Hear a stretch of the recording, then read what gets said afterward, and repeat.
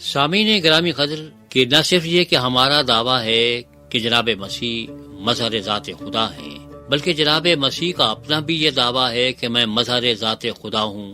آپ نے فرمایا کہ جس نے مجھے دیکھ لیا اس نے پروردگار کو دیکھ لیا۔ پھر ہم نے یہ دیکھا کہ آپ کے اعمال، آپ کے افعال حمیدہ، آپ کے معجزات اس بات کو ظاہر کرتے ہیں کہ آپ خدا کی صفات کے حامل تھے۔ لیکن ابھی ایک تیسری چیز باقی ہے۔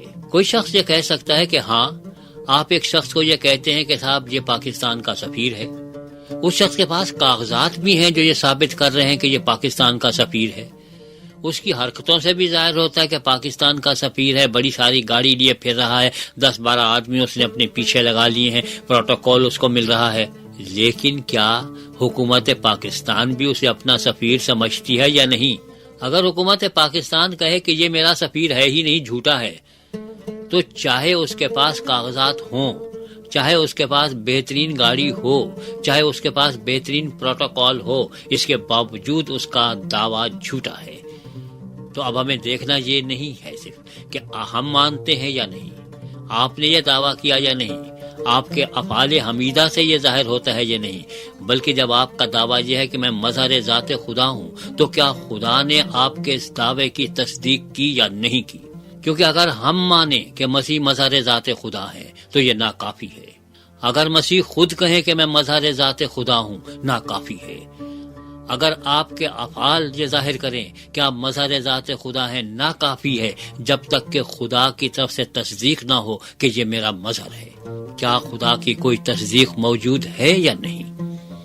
اگر تصدیق موجود نہیں ہے تو ہم احمقوں کی جنت میں رہتے ہیں، اور اگر یہ تصدیق ہے تو پھر واضح الفاظ میں چاہیے۔ آپ 30 برس کے ہوئے، تبلیغ شروع کرنے کا سوچا، اس سے پہلے آپ کا امتحان لیا گیا کہ کیا آپ اس قابل ہیں کہ یہ کام کر سکیں۔ آپ نے تمام امکانات پر غور کیا، لیکن اس سے پہلے آپ نے ایک بہت بڑی ذمہ داری سنبھالی کہ تمام لوگ حضرت یحییٰ علیہ السلام کے پاس جا رہے تھے اور ان کے ہاتھ پر بیعت کر رہے تھے۔ آپ نے بھی کہا کہ میں بھی بیعت کرنے کے لیے آیا ہوں، جسے کلام اللہ کی اصطلاح میں استباق کہا جاتا ہے۔ تو حضرت یحییٰ علیہ السلام نے فرمایا، قبلہ عالم، میں تو خود اس بات کا محتاج ہوں کہ آپ کے ہاتھ پہ بیعت کروں، آپ چلے آئے ہیں۔ آپ نے کہا کہ دیکھو، بات یہ ہے کہ خدا کے احکام ایسے ہی ہوا کرتے ہیں، خدا نے مجھے حکم دیا ہے، لہذا مجھے بھی پورا کرنا ہے اور تمہیں بھی پورا کرنا ہے، مجھے بیعت کرنے دو۔ آپ نے بیعت کی۔ ہمارے ہاں بیعت کا سلسلہ عام ہے کہ آپ جاتے ہیں، پیر صاحب کے ہاتھ میں ہاتھ دیتے ہیں، اور بیعت باع یا بیع کے معنی بیچنے کے ہے، کہ آپ اپنے آپ کو اس آدمی کے ہاتھ میں بیچ دیتے ہیں کہ میں اس کا غلام بے دام ہوں، اب جو کچھ یہ کہے گا میں وہ کروں گا۔ لیکن مزے کی بات یہ ہے کہ وہ جس کے ہاتھ پہ بیعت ہوئے وہ پچھوا رہا ہے، جیل میں ہے، اور قبلہ کچھ لوگوں کے دل میں یہ خیال پیدا ہو گیا ہے کہ آپ شاید وہ نہیں ہیں، میں نے تصدیق غلط کر دی تھی، آپ فرمائیے آپ اپنے بارے میں کیا کہتے ہیں۔ تو آپ نے کہا کہ میں اپنے بارے میں کیا کہتا ہوں، میرے اعمال بتا رہے ہیں کہ میں کیا کہتا ہوں، میں لوگوں کو آنکھیں عطا کرتا ہوں، میں وہ کام کرتا ہوں جس کے بارے میں کلام اللہ نے کہا ہے کہ آنے والا وہ سب کچھ کرے گا، میں کر رہا ہوں۔ تو جس کے ہاتھ پہ آپ نے بیعت کی تھی اس نے حقیقتاً آپ کی بیعت قبول کی، تو اس وقت پروردگار عالم کی طرف سے تصدیق نامہ جاری ہوا کہ کیا آپ کی یہ بیعت صحیح ہے یا نہیں ہے، کہ آپ جو کام کرنے جا رہے ہیں وہ خدا کا کام ہے یا نہیں ہے، اور آپ اس کام کے اہل ہیں یا نہیں ہیں۔ عرش معلیٰ سے آواز آئی کہ یہ میرا حبیب ہے، یہ میرا محبوب ہے، یہ میرا پیارا ہے، میں اس سے خوش ہوں۔ دو باتیں کہی گئیں اور ہمیں بڑی عجیب و غریب لگتی ہیں کہ جب آپ نے کہہ دیا کہ یہ میرا محبوب ہے تو ظاہر ہے کہ آپ اس سے خوش بھی ہوں گے۔ بھئی کون اپنے محبوب سے ناراض ہوتا ہے؟ لیکن ایسا ہوتا ہے، محبت میں یہی ہوا کرتا ہے کہ دونوں ایک دوسرے کو چاہتے ہیں، لیکن کبھی کبھی غلط فہمیاں بھی پیدا ہو جایا کرتی ہیں، ایک دوسرے سے ناراض بھی ہو جاتے ہیں۔ تو یہ بتانا ضروری تھا کہ یہ میرا محبوب بھی ہے اور میں اس سے راضی بھی ہوں، میں اس سے خوش بھی ہوں۔ ہمارے تعلقات کبھی خراب نہیں ہوئے، ہمارے درمیان کبھی غلط فہمیاں پیدا نہیں ہوئیں۔ ایسا نہیں ہوا کہ باہم شب وصال غلط فہمیاں ہوئیں، ان کو مجھ کو شبہ پری کا ہوا، ان کو بھوت کا۔ ایسا کبھی نہیں ہوا، کیونکہ یہ غلط فہمیاں اس وقت پیدا ہوتی ہیں جب آدمی عالم الغیب نہیں ہوتا، لوگوں کی سنی سنائی پہ یقین کر لیتا ہے کہ کل تمہارا محبوب فلاں کے ساتھ دیکھا گیا تھا، وہ رقیب روسیہ ایسا ہے۔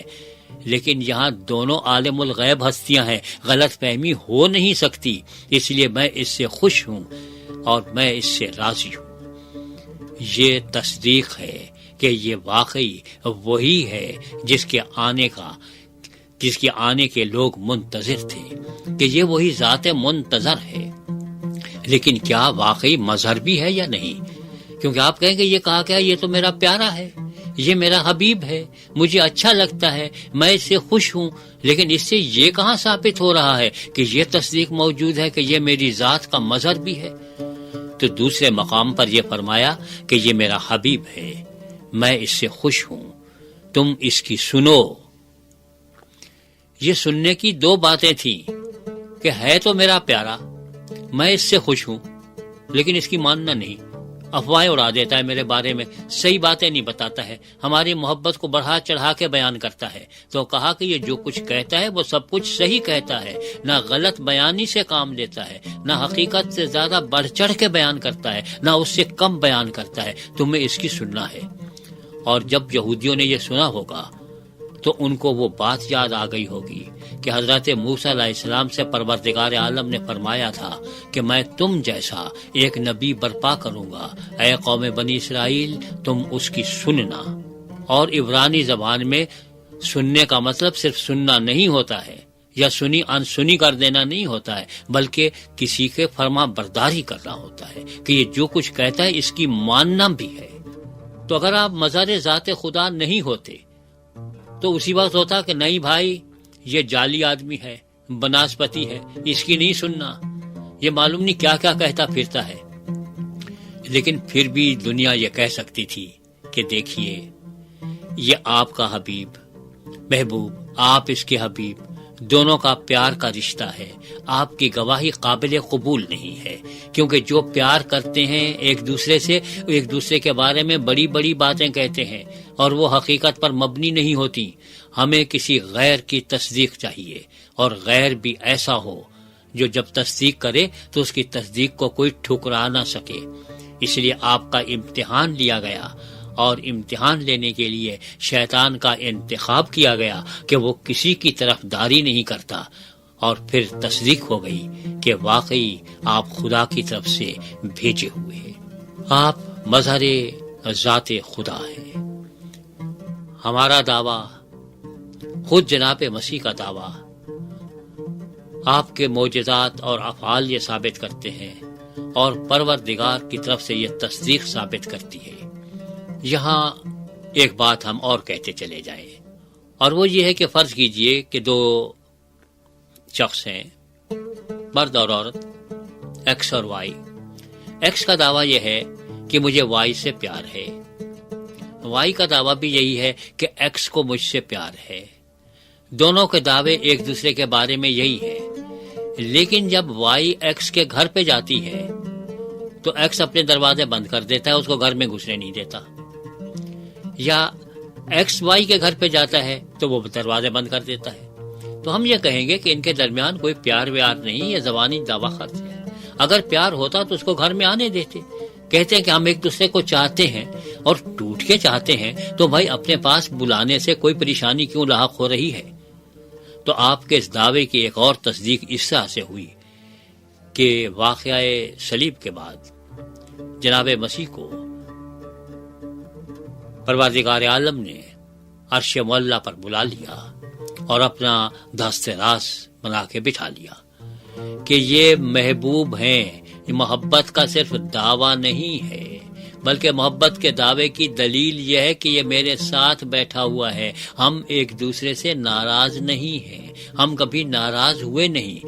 تو کیونکہ اگر یہ غلط فہمی پیدا ہو رہی ہو کہ دنیا میں اس لیے بھیج دیا تھا کہ خدا ناراض ہو گیا تھا، تو اس لیے نہیں بلکہ ایک مشن پہ بھیجا تھا، اور جب وہ کام کر کے واپس آ گیا ہے، پایا تکمیل کو پہنچ گیا، تو اب یہ میرا دست راست ہے، اب اسی کے وسیلے سے اور اسی کی وساطت سے میرے سارے کاروبار چلیں گے۔ تو آپ نے یہ تصدیق بھی ہو گئی۔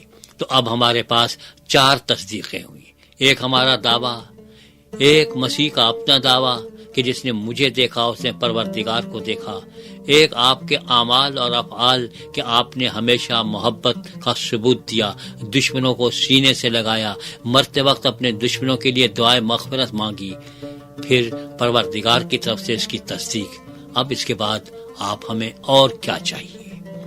جو عقل کے تقاضے تھے وہ سارے کے سارے پورے ہو گئے کہ تصدیق بھی ہو گئی چاروں طرف سے، اور ہمیں ضرورت اس بات کی ہے کہ اب جب یہ کہا گیا تھا کہ تم اس کی سنو، اس کی مانو، تو ہمارا شمار اس کی سننے والوں میں اور اس کے ماننے والوں میں ہو۔